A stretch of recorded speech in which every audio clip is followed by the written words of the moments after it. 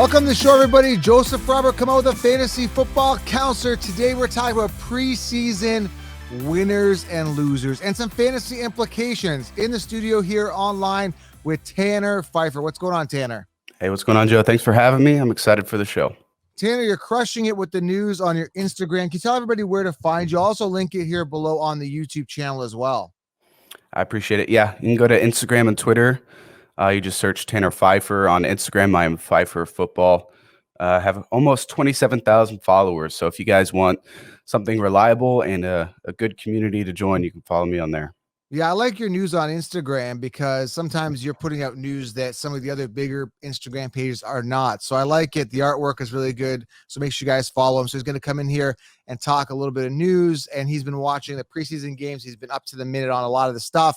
So he's going to get us up to date. And I've been watching myself. There's a lot of games to cover.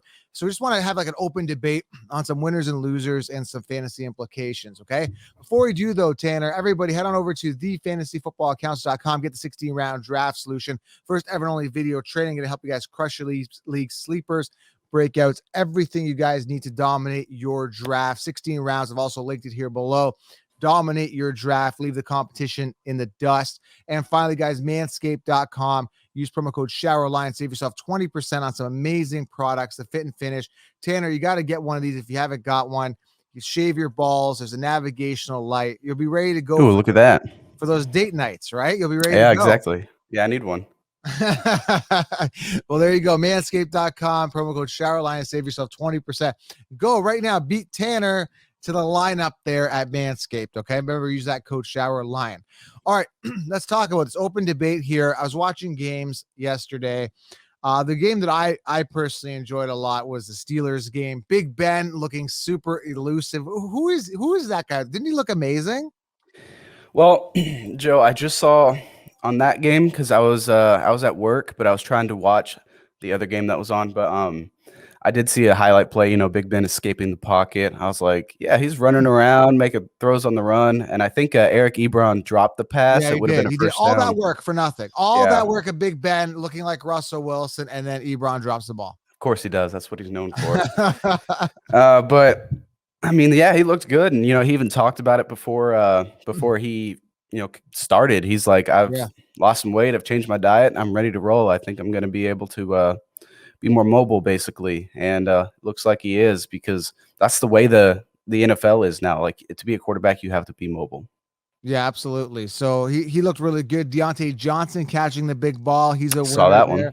Juju, I'm not a fan of, but he looked pretty good. He was getting some volume there. So I'm wondering if that's going to continue through the season. I don't know. I'm not big on Juju. I've liked Deontay Johnson more. Claypool, I think, is probably the wide receiver too. I think Juju's just like, I think Antonio Brown made that guy. Now he may be getting the targets, and he may be good, reception wise. I don't know, but I don't know. I've never been big on Juju. Now, why are you so on the right side of the screen? Can you center your screen out there? You're like way off to the right. It's like you're coming off the screen. People want to see you, Tanner. While you're doing that, I got to talk about this. Najee Harris as well. Now you're more off. There you go. Now you're back.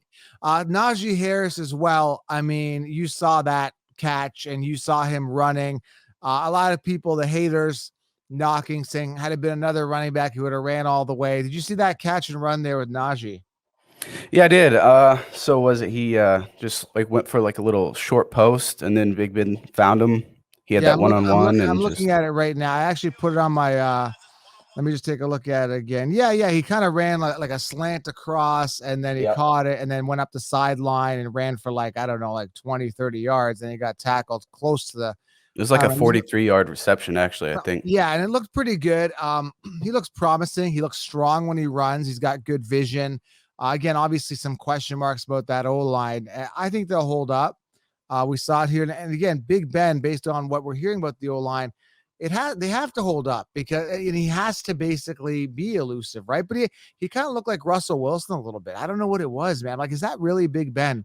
Either way, I'm impressed with that Steelers offense so far. Well, you got to think, though, they started 11-0 last year, and then they just plummeted. I mean, so it's not the question, are they able to do it? It's, can they last? And can Big Ben last if he's running around that much? I mean, Because if you're, this is actually a 17-game season compared to 16. Yes. So it just depends if they can keep that mentality, Yes, that's a good point. Big Ben's got to stay healthy. He's got to keep going. So that's one game. Najee looking good, winner there. Deontay, Big Ben looking like winners. I want to talk about some losers here. And what I don't get is Nagy. We talked about this. Dalton, even though he's been playing like crap, we know he's not a good quarterback. Years to wow us, we're not wowed. He's still getting the start. And I kind of get you kind of got to groom your Justin Fields and you got to work them in. But sometimes I'm just like, if he's the future, like for example, if I'm dating a girl and I'm going to get married to my wife and I'm like, okay, that's my wife right there. That's my future wife. It's a bad example, by the way. But if I like, that's going to be my wife. I'm just going to go marry her and just move on because that's the person I love. And I'm not going to be like, hey, this is my girlfriend. I'm just going to keep her around. We're going to postpone the wedding. It's like, that's the person you love, right? And Fields has shown he's better. He's younger. He's hungrier. Dalton has sucked. Let's just move forward with the wedding. Let's get him integrated here. Let's get Fields on the field. That's my attitude. I don't like Dalton just lingering there. Like, stop. Well, that's the thing is like, I don't think he's a very good coach at all. Matt Nagy is like, no. That's kind of like, I know you're high on David Montgomery, aren't you? I am, as long as he gets the volume. That's the thing, right? They're integrating. I don't trust all this stuff. Like, I don't trust Matt Nagy to give him the volume. Like, right. I know you have a great running back there, but like Nagy's just so idiotic that he's I don't trust him to do that with a running back, or I don't trust him with Allen Robinson, a star wide receiver that they have. I don't trust him to utilize star players the way that he should. Right. And you saw the way that Mitch Trubisky played against the Bears. Maybe they just weren't using him right. Yes, exactly. Best game in Soldier Field, right? That's the thing. Trubisky, 20 for 28, 221 yards and a passing touchdown. Now, you could say that he's in a better offense. Bills are better, but still, I mean, I think Mitch Trubisky was underutilized, and that's what sucks. Sometimes coaching really hinders performance, and we saw last year's Montgomery actually getting over 240 some odd attempts, and he was performing, right? The year before, it's just like Montgomery would come out for a drive or for a run, and then they put Tariq Cohen while Montgomery is getting, momentum. So hopefully this doesn't hinder Fields, and hopefully it doesn't, hinder the offense in general. Could be an issue. Well, yeah. So like before last night's game, I wrote down the stats for Fields and Dalton. Before last night's game, I didn't add these stats to it, but Fields was 14 of 20, 142 yards, 1 touchdown and a rushing touchdown, 0 picks, 0 turnovers. Dalton was 2 of 4 for 18 yards. So like, I mean, and then, everyone was booing Dalton as he was taking the field. And then he said something after the game. Well, I didn't hear him booing when I threw that touchdown pass. I'm like, he also threw an interception too, right? Yeah, he did. I just, that's the thing. Nagy is going to start Dalton, and he's said it all offseason, and he said it again after last night's game. He's like, you can't base it off preseason. You got to see him in the regular season. I'm like, dude, if he's not doing well in preseason, he's not going to do well in the regular season. It's just stubborn. It's stubbornness. And the Bears, if I was the owner of the Bears, Nagy would have been gone a long time ago. And he would have been gone after the first year, in my opinion. Yeah. He's an idiot. Yeah, I don't like him either. Other games, what caught your attention here? One thing, before you get into what caught your attention, New York Jets. Now, where's Elijah Moore? I think he's been banged up a little bit. He's not playing because I think he's the star there. But Corey Davis, the guy's had years to wow us, we're not wowed, was actually getting a lot of the volume. What is he? 4 receptions, 70 yards. Yeah. And I partly was because the Packers defense was like Swiss cheese. Like you got to take that into account. Yeah, but exactly. Because the thing is, it's like, okay, Davis caught the ball. Okay. Second throw, Davis caught the ball. Third throw, Davis wide open. Like, it's not like he's like, the best wide receiver since sliced bread, right? Like, he's not the best thing. It's like he's open. It's like this is the only guy they're throwing it to. Like, why aren't you guarding? This is what annoys me with defenses. It's the only guy that's catching the ball, and he's wide open. It's like, come on, man. So I don't think it's a Corey Davis thing. And the other issue with Corey Davis, is he going to be able to handle the top corners in the league? I don't think so. That's why I think exactly. Good. Because they put rookie Eric Stokes on Corey Davis, and Stokes had 1 pass breakup, I believe, but otherwise he kind of got torched by Corey Davis. But he's a 4-year, 5-year vet. Yeah. So Imagine Jair Alexander against Corey Davis. Who's going to win that one-on-one? Yeah, Every Corey time. Davis is going to struggle this year. I don't know, man. He could just get the volume and just be a really good They player. had a good connection. Like, that was something I didn't expect. Like, that actually surprised me. You know, I'm a huge Green Bay Packers fan, so I was watching it, and like every single pass, it was Corey Davis, Corey Davis, Corey Davis. And I was like, he had like 6 catches or something before halftime. Yeah. So I was impressed, but like I said, and like you said, it's the Packers defense. It's preseason. And who's this kid Hill? He looked pretty good. 7 rushes, 29 yards, 4.1 yards per carry, and a touchdown. This Kylan Hill. He's a Packers. He's likely going to head it. I mean, he's going to be the 3rd running back on the depth chart. That's the thing. But he has shown so much promise. Like, he did great the first preseason game. I think he had he had a receiving touchdown. That was actually Jordan Love's passing touchdown. It was to Kylan Hill. And just the way he plays, it is something else. He's so elusive, and his yards after contact is great for his size. And Dillon looked like a beast too. 7 yards per carry, 4 rushes, 28 yards. He looked pretty powerful. Yeah, I'm huge on Dillon. I love Dillon. I think that the Packers backfield is extremely underrated right now. And you got to think, last year they had, was it Jamal Williams? Yes, they had about 119 attempts, Jamal. So he's gone. So that's going to open some things up. But I'm not sold on Jones, man. Like, I know he's good, but I still think that, you know, these guys, like, they could do fine without Jones, but maybe I'm crazy. That's because they have such a great backfield right now. Yeah, I mean, they could do fine without Jones, but he still averages over 5 yards per carry. I like Aaron Jones, but like this year, I think he's going to decline. It's hard to repeat the years that he's had. All right, some fantasy impact as well. Zach Wilson looking good, 9 for 11, 128 yards, 2 passing touchdowns. And Michael Carter, the rookie guy I'm kind of high on for great value, who I think, from what I'm hearing from other Jets influencers, is a top guy. What's promising in this game, he had 10 rushes, 10 rushes, 52 yards, 5.2 yards per carry, So he seemed to be the guy, Ty Johnson, whatever his name is, Coleman. Johnson had 6 rushes. Coleman had 4. Now you could say, well, they were starting the game and they wanted to be preserved. But no, I think Michael Carter is going to be the guy there because Ty Johnson and Coleman aren't good. I don't know what to tell you. I like Coleman. I liked him in Atlanta way more than I did anywhere else. I think he was with the 49ers. He was a backup, though. He was a backup to Freeman. He was just never that good. He was okay at some flashes, but nothing sensational to be a starter. I'm not sold, man, with him at all. I think they may eat up some of the volume there for Carter. So I don't know if he's going to head into the season being RB1, but we'll see. Yeah. I got to shift gears here. Atlanta Falcons, who do they think they are? Let's just rest all our starters like we won the Super Bowl last year. They had Franks come out. They had McCarron come out. McCarron got hurt. I think he's out for the season, right? It's sounding like it could be in a very long injury or a season-ending injury. Probably an ACL because they said it was a non-contact knee injury.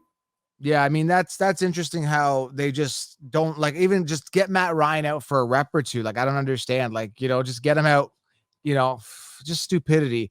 I feel bad for Franks. He's an Arkansas boy. So like, he looked rough. He looked rough. So he sacked 4 times. Yeah. That's kind of like, I had a tweet. I said, Felipe Franks is kind of carrying over his college tendencies, his habits, and that's holding on to the ball too long. He's an amazing playmaker and athletic. And he's a great passer, but his problem is holding on to the ball too long and trying to create plays. Yeah. And I tweeted out the exact same thing. I'm like, he's just trying to hold on to the ball and then forcing plays. That's something he's going to have to learn. For sure. I want to talk about Javian Hawkins as a sleeper. 5 rushes, 46 yards, 9.2 yards per carry. Something to consider here when I'm not really sold on Davis being the guy. Hawkins, again, 5 rushes. They got Huntley there. Huntley looked good. I mean, another young guy. Yeah. It's going to be interesting there because I'm not really sold on Mike Davis. So either one of those guys could possibly step up if they need a running back. It could be a committee for sure. Dolphins, what did you think of did Gaskin get any go? Gaskin, 6 rushes, 27 yards, 4.5 yards per carry. What do you think of Gaskin? I'm not sold on any running back from the Dolphins, but Gaskin could be the guy. Well, I had Gaskins last year. I think I picked him up. I don't think he even was drafted in my league. I think I just picked him up because somebody else went down there. I forget who it was. But I picked him up, and he did great for me. I was a big fan of Gaskins last year, but I know that this year I think they have some other rookies there. They have Patrick Laird as well. I think they have like 3 or 4 guys that they're trying to utilize. Disaster, man. It's a it may disaster. be a committee. Yeah. Yeah, I'm staying away. I mean, he may be like a sleeper, like a late round pick, but I wouldn't trust him as an RB1. All right. So anybody else catch your attention? Let's talk about Dak Prescott. Actually, I keep saying, like, what is your opinion? What do you think? But I keep all these things come up. Dak Prescott. There's a lot of back and forth here going on with Dak Prescott. A lot of people saying the shoulder is an issue. Yeah. He may not be fully healthy this season. Some people say no, he's fine. I'm personally staying away from fantasy. I don't like the situation.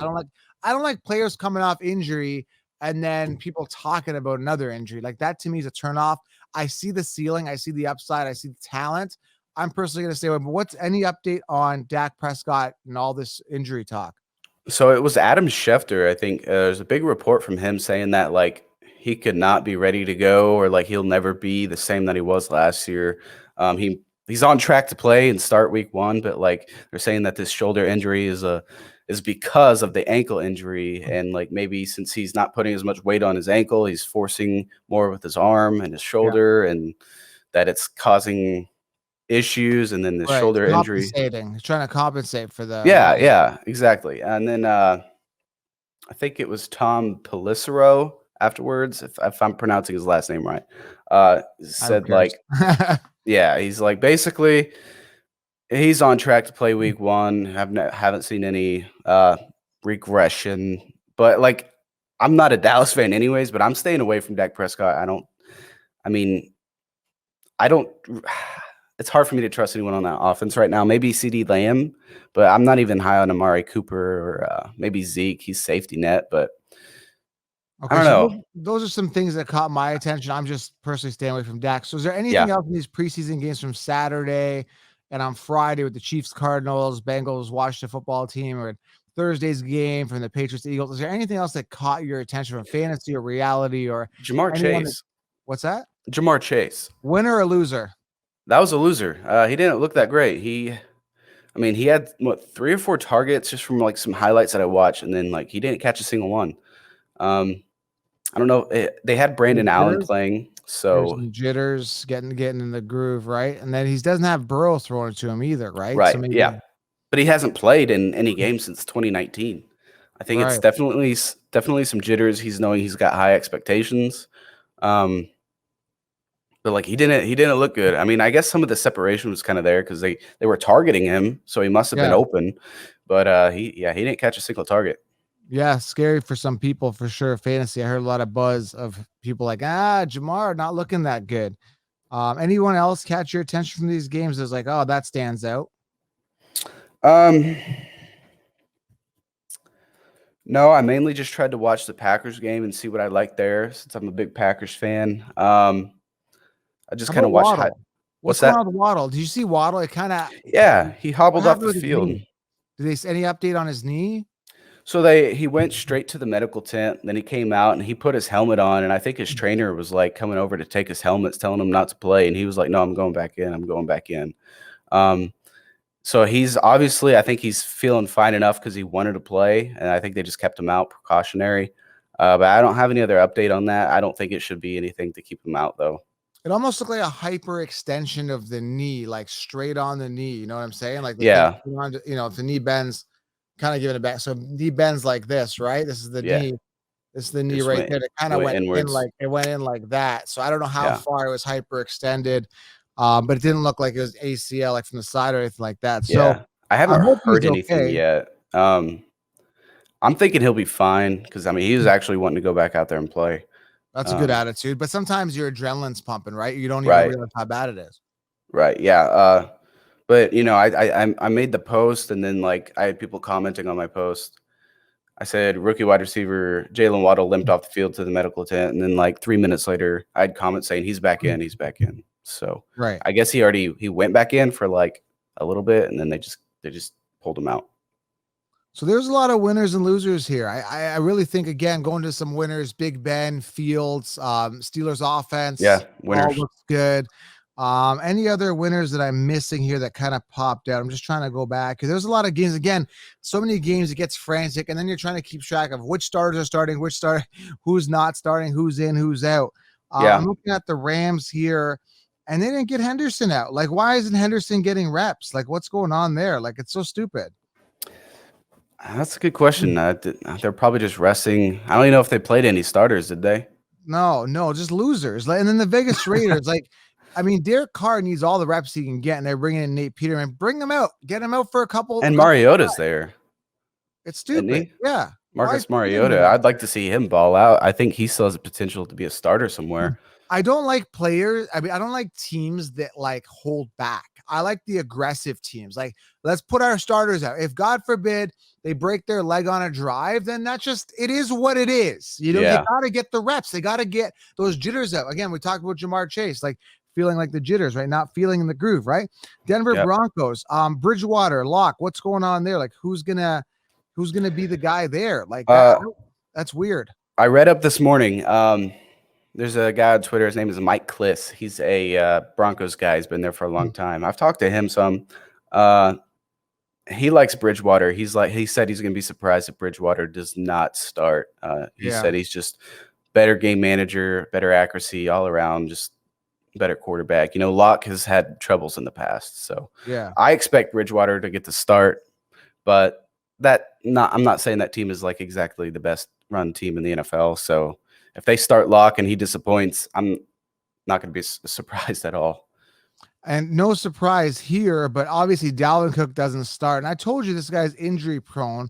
Yeah. They're just preserving. I know he's got the starter, but why wouldn't you give him a couple reps? You know what I mean? Like, they're that scared to not put in Dalvin Cook. And that's the type of stuff that bothers me. He's your starting running back. Put him in, let him play. You know, just get him a couple reps. Like, if he breaks his leg on the first thing, then he's a coward. He's not a coward, but he's brittle. He's brittle. He's done. He sucks anyway. Just let him. That's the thing. It's like it is what it is. Kind of like if he breaks his leg in the preseason, he was probably going to break his leg in the regular season. Yeah, let him play. Yeah, let him go. That's what I'm saying. Like, I just hate this. Like, what's meant to be will be. Gingerly about it. We got to be careful with our players. We can't hurt them. Let them go rush for 2 yards. Just let them get a sweat going or something. Okay, so what'd you think then? They let Patrick Mahomes play. So I like that. That's what I'm talking about. I like that. Let him play. Let him get out there. Let him go. You know what I'm saying? Did you see that interception he threw? Yes, in the end zone. Yes, I saw him get picked off. He was under pressure. He was running. He forced that throw. That was not. I mean, there was like 3 defenders there. Yeah, fantasy implications. There you go. Now his ADP has gone down in fantasy. That's fine. Yeah, it's preseason. We got to realize it is preseason. We got to pump the brakes a little bit and say, hey, it is preseason. Things are going to change, right? And they're just getting out there, getting some reps. What do you think of Kyler Murray? How do you think he looked? I'm looking at his stats right now. He wasn't out for long. That's another annoying thing. So he was at 1 for 4, 2 yards. Like Kyler Murray. I didn't get to watch any of that game, but that was the one with the Chiefs. That was the one with Mahomes throwing that interception. Same game. I didn't watch it. Saw the highlight. You obviously saw the highlight of the pick, but didn't watch Kyler. Yeah. I'm like fantasy wise, I like Kyler Murray just because he's got the skill set. He can pass. He's got a rocket arm. He's got the legs. He can move. But I'm not big on the Cardinals and what I don't think they're contenders at all. I don't think no matter what they do with that offense, I think Cliff Kingsbury is like not a good coach. He's a player's coach apparently and all that. I'm not. He really didn't do anything in college. He's not going to do anything in the NFL. He's done. He's done. A bust. He's a bust. I'm not sold on this offense. They've got some weapons. I mean, Kyler's got all the tools to succeed. I'm just not sold on Kyler being an elite guy. I look at him as a poor man's Russell Wilson, and that's the way I look at it. Yeah. Seriously, poor man, like Walmart version, Wish website version. So again, I'm not sold on Kyler. Could be wrong. One more thing I want to wrap this up is Darnold. He came out, I think he had like 1 or 2 throws, man. Like, what's going on? Like, let these guys play. Sam Darnold, like, he was supposed to be a guy that, he started the game and then he got like, let me just pull this up here. What did he get? He was like 1 for 2 for 16 yards. They pulled him right away. Like, yeah, you got to give him more than that. That's stupid. It's stupid. So they bring in Will Greer, whatever his name is, and then Walker. I don't know, man. Again, I get frustrated with preseason because guys, again, Derek Carr, Baker Mayfield, like, why aren't you playing? Like today, I don't know. The game's going to be on, so I don't know. I think it's the Giants and the Browns today, if I'm correct. I bet you Mayfield doesn't play. If he does, good for them. If not, like, screw you. Get this guy on the field. Let's go. Get him a couple reps. Big Ben, Pat Mahomes are out there. And those are the teams that are going to be successful because they're not afraid to take risks and they're not afraid to start their starters. Get them some reps. Get some sweat going. I know Patrick Mahomes is the top quarterback in the league, basically. And, I mean, they let him play, which is, Andy, that just shows. I think he is. It's fearlessness. And then I don't know. Like, what do you think? Okay, in that situation, what do you think of the Packers and letting Jordan Love play last week and then Ben Kurt play this week? Do you think it's right to keep Aaron Rodgers out?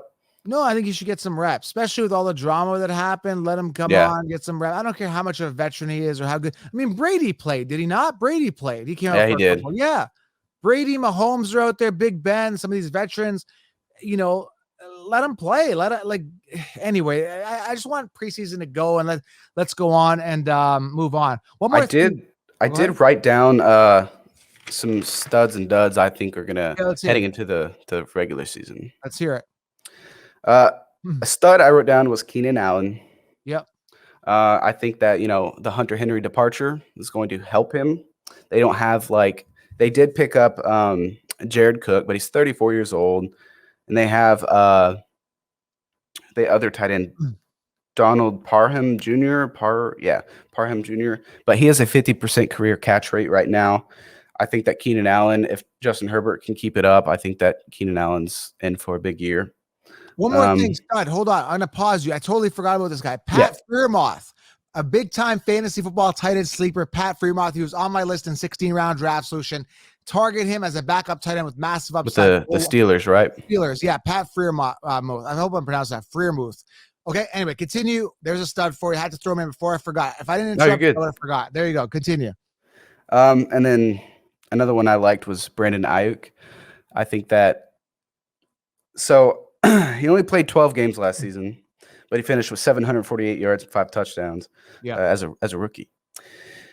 Finished first in offensive snaps as a receiver. So if it wasn't a lineman, the next guy who played the most offensive snaps in only 12 games was Brandon Ayuk. So, and that was only 12 games. So, I mean, that's really good.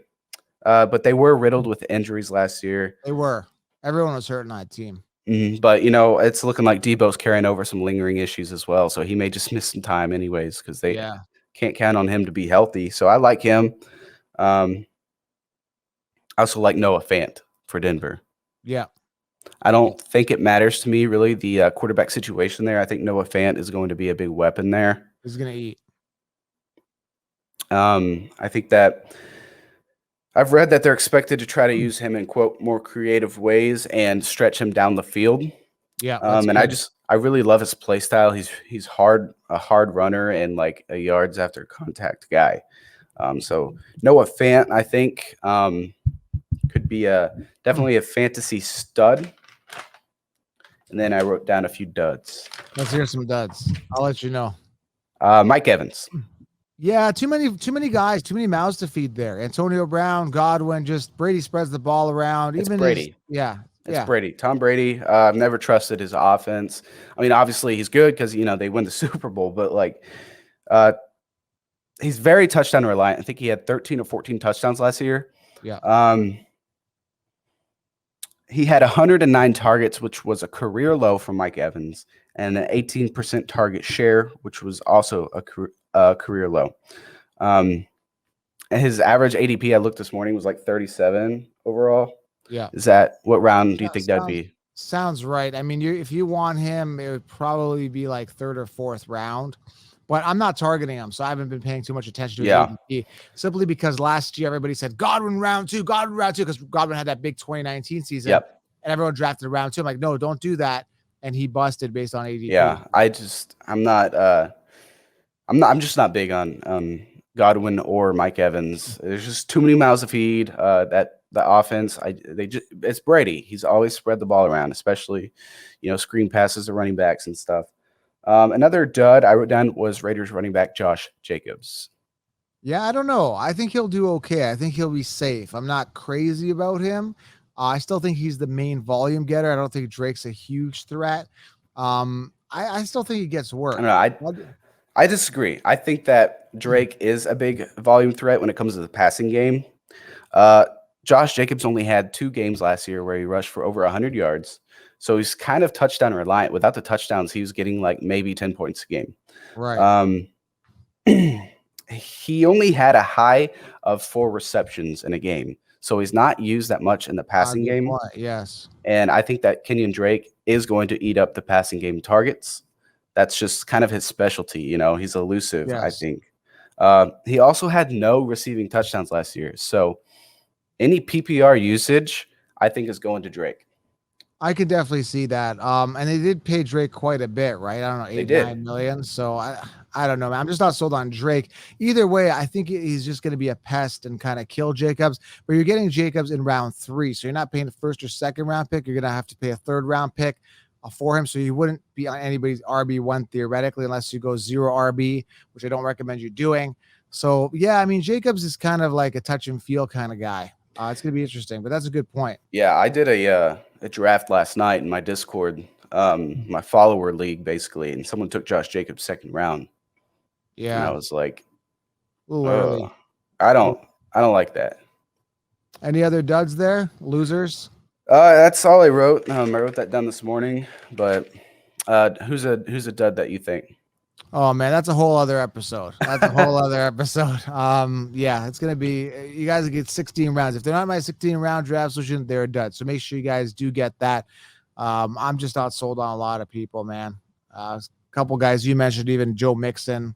I know you like Mixon. I'm just not sold on him being good. Look for Evans to step up. Rookie Evans. Yeah, well, like I've never been high on Mixon, but he's put up, a few consistent seasons, so safe at best. Yeah, nothing. I think he's safe. Yeah, I like him more than Josh Jacobs.